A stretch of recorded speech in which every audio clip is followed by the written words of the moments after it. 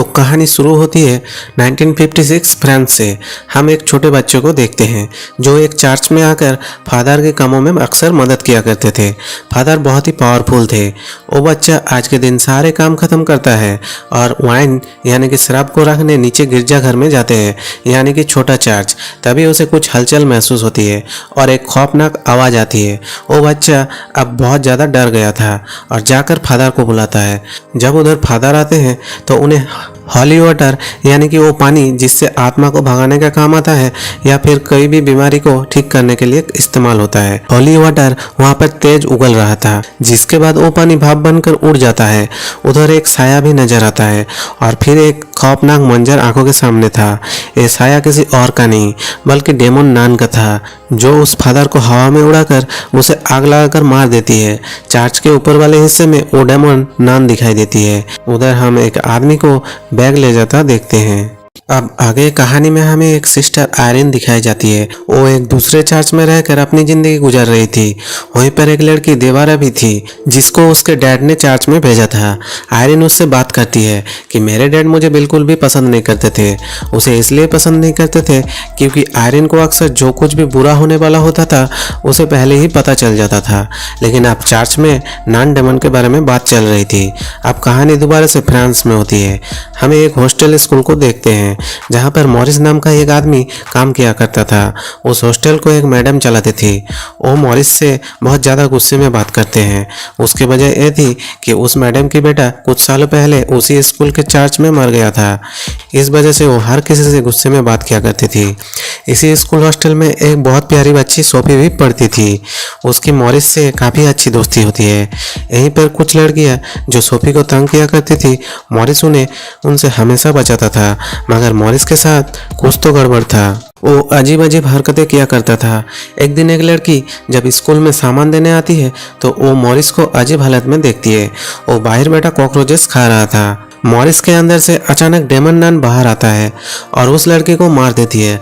मतलब जिस आदमी को हम कहानी के शुरू में देखा जिसके हाथ में वो बैग था, वो कोई और नहीं बल्कि मॉरिस था जिसके अंदर डेमन नान थी। वो डेमन नान ऐसे ही सबको नहीं मार रहा था, इसके पीछे कोई तो राज छुपा था जो हमें आगे आगे कहानी में पता चलेगा। उधर आयरन को भी अजीब अजीब ख्याल आ रहे थे। उसे सपने में मॉरिस दिखाई देती है जो उससे मदद मांग रहा था। तभी अचानक से डेमन नान आके उसको डराती है, जिससे उसकी आंखें खोल गई थी, जिस वजह से वो बहुत ज़्यादा डर जाता है। एक दिन वही लड़कियां जो सोफी को तंग किया करती थी उसे चर्च में लेकर जाती है, जहां पर मैडम ने सबको मना किया था। वहीं पर खिड़की पर एक बकरी बनी हुई थी। वो उसके साथ गेम खेलती है। कहती है जाओ जाकर तुम्हें उस बकरी के आंखों पर टॉर्च जलाकर देखना है। वो आंखें डेमोन की है। अगर तुमने जरा भी ध्यान हटाया तो डेमोन आकर तुम्हें मार देगा। सोफी उसी को देख रही थी। उधर तंग करने वाली लड़कियां चालाकी से वहां से चली जाती है। सोफी अब बिल्कुल अकेली थी। तभी अचानक से उधर हलचल होने लगती है। उधर सोफी को डेमोन नान नजर आती है, जिससे वो डर जाती है। खैर तभी मॉरिस वहां पर आकर उसे बचा लेते हैं। दूसरी तरफ हमें सिस्टर आयरिन को दिखाया जाता है, जिसको फादर अपने पास बुलाकर कहते हैं कि कुछ शहरों में प्रीस्ट और फादर मारे जा रहे हैं। वो कहते हैं कि फ्रांस में एक फादर को जलाकर मार दिया गया है। ये उसी फादर की बात कर रहे थे जो हमने कहानी के शुरू में देखा था। वो तो कहते हैं डेमन नान दोबारा आ गए हैं, वो मरे नहीं है, जिसका तुमने पहले भी मुकाबला किया था। तुम दोबारा से उसे हरा सकते हो। आयरिन कहती है नहीं, अब मैं ऐसा कुछ नहीं कर सकती। वो कहते हैं नहीं, अब तुम्हें ये सब देखना होगा क्योंकि दुनिया और इंसानियत की बात है, तुम्हें ही इसकी जांच करनी होगी। सारी बातें सुनकर सिस्टर आयरिन अपने डर पर काबू पाती है और चल देती है इस केस को सॉल्व करने के लिए। आयरिन फ्रांस के लिए निकल जाती है। वहां पर फादर को जलाकर मारा गया था। तभी चुपके से उसके साथ डेबरा भी ट्रेन में आकर बैठ जाती है। आयरिन जब ये देखती है तो वो कहती है तुम्हें ऐसे नहीं आना चाहिए था। अगर चर्च में पता चल गया तुम बिना बताए ट्रेन में साथ आ रही हो तो चर्च वाले तुम्हें निकाल देंगे। डेबरा कहते हैं ऐसा कुछ नहीं होता, तुम जानती हो मेरी मॉम भी जलकर मरी थी। ये दोनों फ्रांस पहुंच जाती है। चर्च में पहुंचते ही आयरन को दोबारा से उसी बच्चे का ख्याल आता है जिस बच्चे को हम कहानी के शुरू में हम फादर के साथ देखे थे। अब वो उसे खेलता हुआ नजर आता है।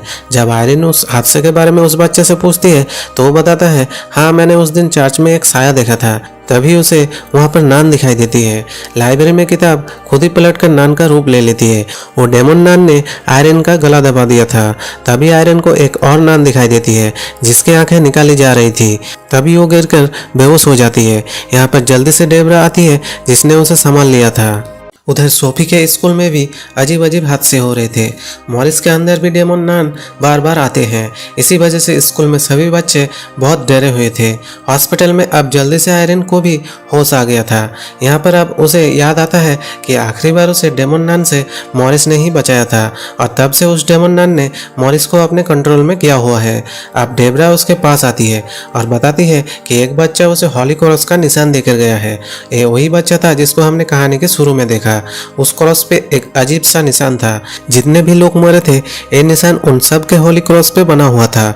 लाइब्रेरी में जाकर उसे पता चलता है कि ये निशान एक खानदानी निशान है जो एक बहुत बड़े प्रिएस्ट सेंट लुइस के खानदान से जुड़ा हुआ है। और जिस नान प्रिएस्ट को आयरन ने अपने ख्याल में देखा था जिनकी आंखें निकाली जा रही थी वो सेंट लुइस की आंखें थी, जो कि एक बहुत ही ताकतवर चीज है जिसको कहीं पर छुपा दिया गया है। आयरन को पता चलता है कि ये सभी लोग सेंट लुइस के खानदान से हैं जो मर चुके हैं। उस डेमन नान का खास मकसद था वो सभी सेंट लुइस खानदान वालों को मारकर उनकी आंखों तक पहुंचना चाहते थे। उन आंखों को इसलिए चाहते थे क्योंकि उससे उसकी गई हुई सारी ताकतें वापस आ जाएगी। यहीं पर लाइब्रेरियन आयरन को यह भी बताता है कि डेमन नान पहले एक फरिश्ता हुआ करता था जिसे गॉड ने निकाल दिया और उसकी सारी ताकतें छीन लिया। उस जगह की पता भी बताता है जहाँ पर जाकर सारे चीज़ों के बारे में उन्हें जानकारी मिल सकती है। वो बताता है वो आंखें यहाँ से कुछ दूर एक खाली चैपल में दफन है जहाँ पर पहले वाइन शराब की एक फैक्ट्री हुआ करती थी, मगर बाद में उस जगह पर एक हॉस्टल स्कूल बना दिया गया। लाइब्रेरियन उसी हॉस्टल स्कूल की बात कर रहा था जहां पर मॉरिस काम करता था। मतलब मॉरिस स्कूल में काम के बहाने आंखों को ढूंढ रहा था, यानी कि वो डेमन नान जिसने मॉरिस को अपने कंट्रोल में किया था वो उन्हीं को ढूंढ रहा था। ये सुनते ही आयरन और डेबरा हॉस्टल की तरफ निकल पड़ती है।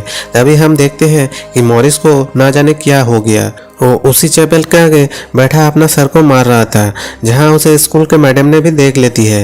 वो उसे होश में लाकर कहते हैं तुम्हारी तबीयत ठीक नहीं है, जाओ जाकर थोड़ी देर आराम करो। मॉरिस बस बार बार यही कह रहा था कि मैं नहीं जानता मैं यहाँ पर कैसे आया हूँ। तभी मैडम को उसी चैपल से अजीब सी आवाज़ें आने लगती है। जब वो वहाँ पर ताला खोल कर देखने जाती है तभी उन्हें वहाँ पर अपना ही मरे हुए बेटे का भूत दिखाई देती है जो उन्हें डरा रहा था।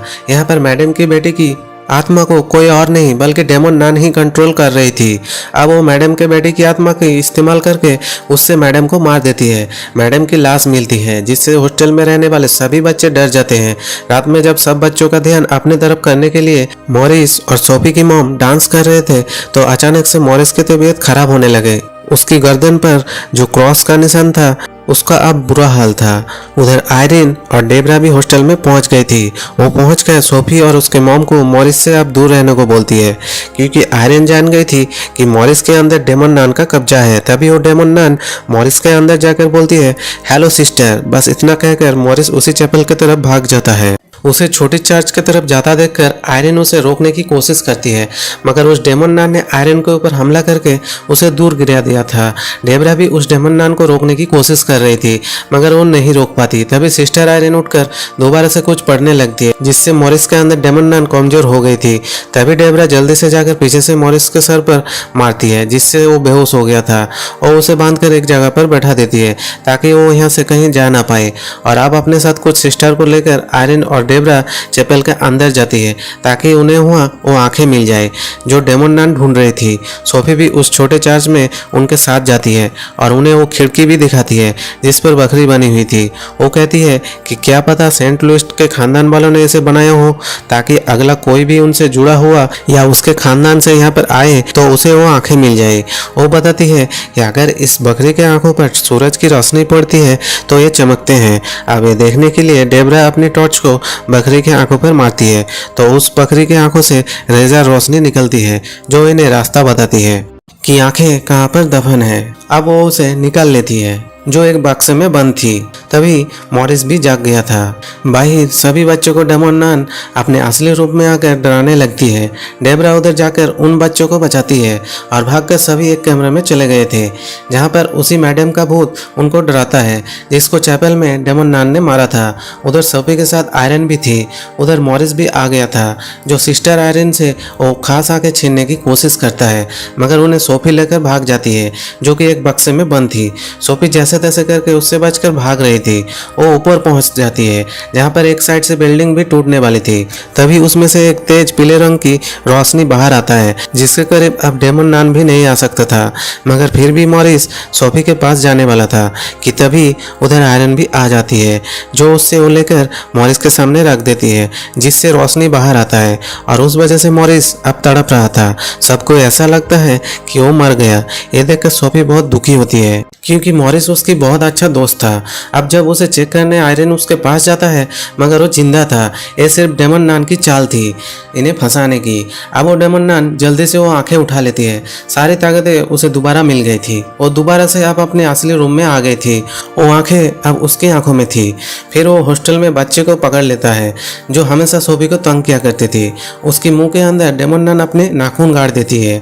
वो डेमन नान इतनी ताकतवर हो गई थी कि वो आयरन को उसी तरह हवा में उठाकर मारने वाली थी, जैसे उसे कहानी के शुरू में फादर को मारा था। तभी यहाँ आयरन को अपने मॉम नजर आती है। उनकी आंखें भी चमक रही थी, मतलब कि आयरन भी सेंट लुइस के खानदान से थी। उसके अंदर तो खुद ताकत थी। वो अपने अंदर की पावर को जगाकर उस आग को बुझा देती है जो डेमन नान ने उसे लगाई थी। मतलब कि अगर आप सेंट लुइस के खानदान से हो तो उन बुरी ताकतों को हरा सकते हो। अब ये सब देखकर डेमन नान बहुत ज़्यादा चिढ़ जाती है, इसलिए वो सोफी के ऊपर हमला करती है।